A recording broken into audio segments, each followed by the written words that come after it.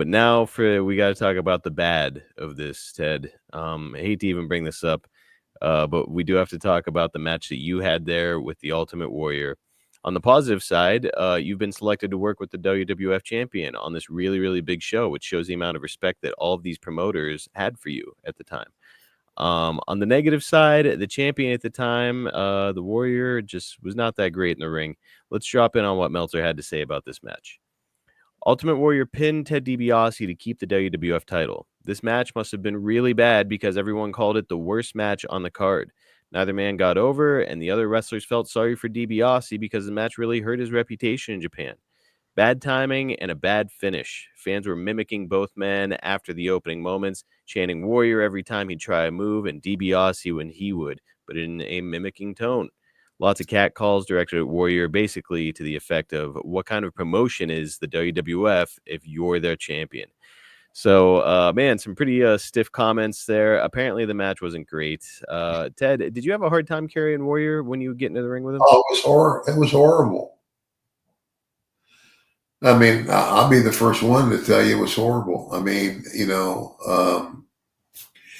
number one, we're in Japan. And the other thing is, in Japan, I'm already, to the Japanese wrestling fan, I'm already an established star. Mm-hmm. A lot of these other guys, it's the first time they're being seen live in Japan, right? Yeah. And again, the Ultimate Warrior, he couldn't wrestle. I mean, he legitimately, it was extremely hard to even have or try to have a good match with him. And for that reason, we didn't go very long. That was the thing. That really pissed me off, but there was nothing I could do about it. When I hear that Ted DiBiase had a bad match, I'm like, well, it's not his fault. Like, I don't even have to see the match. I know it's not your fault. It's interesting because you can't always control your dance partner, but I'm curious. I know that you personally, Ted, you were always the type guy who said, let's call it in the ring, do it organically, listen to the crowd, all that sort of thing. But when you're getting into the ring and you've got to shine up not just a guy who can't really work, but the guy who's the champion. So you really do have to shine him up in front of this crowd. Are you trying to call the whole match before you go through the curtain, or how would you handle that? I can't even remember how we did it, but and that was the other thing is that it wasn't a very long match either. Right. If I'm not mistaken, it wasn't a match that lasted, very long. And, that also, and again, I don't know that Vince took into consideration that I was already a star in Japan. I mean, the people cheered for me when I went to the ring. Yep. And you're right. I just looked it up. The match was 6 minutes and 12 seconds. So you guys were trying to get in and out of there quick. Yeah.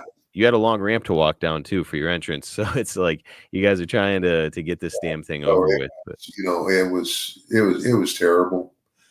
And that's one that I know Vince, and I don't know how long the Warrior had been there.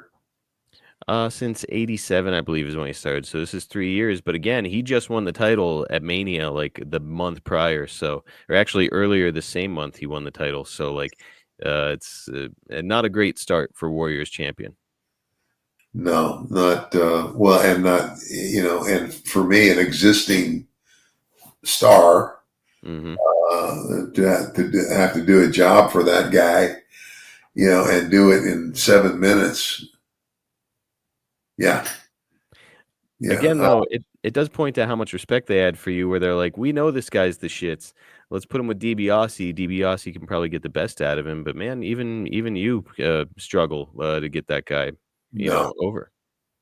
No, because he didn't care about anybody else but himself. That's and I pretty much, probably didn't care to have a much longer match because, the longer it is, the worse it would be. I don't think he had a long match with anybody. No, most of his matches on the house shows are going about 30 seconds to a minute. And that was, of course, to protect him, where it's just like, he'd usually squash people and get out of there before the fans really knew what even happened. Yeah. Um, Ted, I've always viewed you as a guy who can have a compelling match with a broomstick. It's 35 years later, so I feel comfortable asking this question. I'm not saying you did this here, I'm just curious.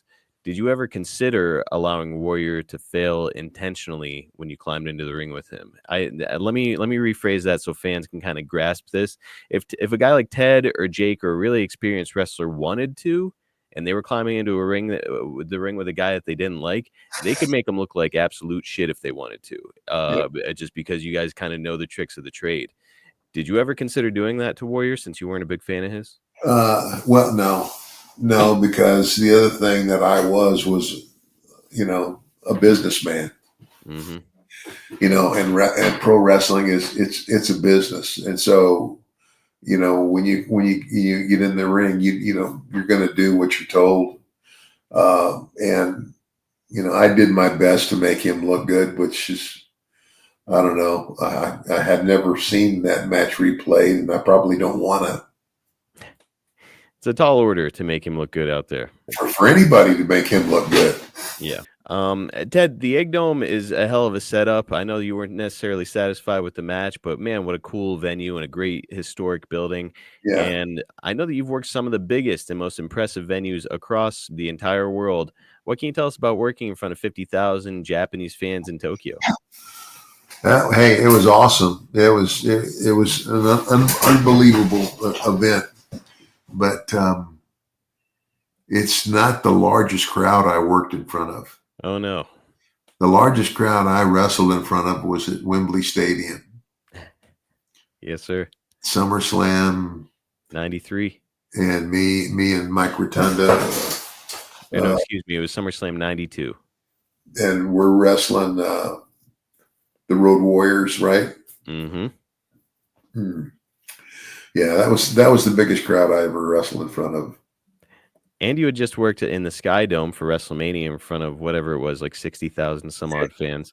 Uh, Yeah, you've been in Madison Square Garden, which doesn't hold that many people, but it's like the Mecca. So really neat that you've gotten to, experience all these really cool buildings, being at the center of attention in some of these buildings, like not an experience that many people yeah, get in their lives. yeah, and it's I've wrestled in front of a sellout at Madison Square Garden, Wembley, the Sky Dome. Yeah, I've had my opportunities you know to wrestle in front of a whole lot of people. Really proud of. We're getting ready to wrap it up. Just a couple more and we're out of here. Ted, it's reported on the house shows following Tokyo that houses are down stateside. And Meltzer points out that he's surprised that Hogan versus Earthquake wasn't doing great business. And he also points out that the reactions for Warrior are becoming increasingly lukewarm.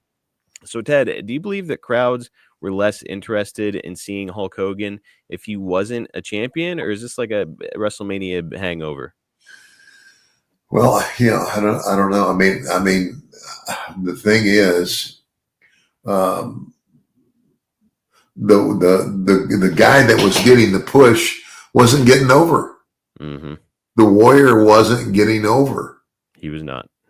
And no matter how, I mean, and I hate to say it, but no matter how hard Vince tried to shove him down everybody's throat, he was the shits. And then, and of course, um, to me, the guy who was the guy for the longest run was Hulk.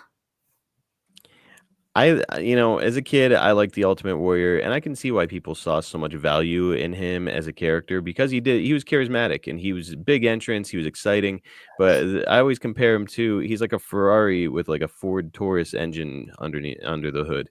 Like it looks like $1 million, looks like a wrestler, walks like a wrestler, talks like a wrestler, but then you fire up the engine and it's the shits.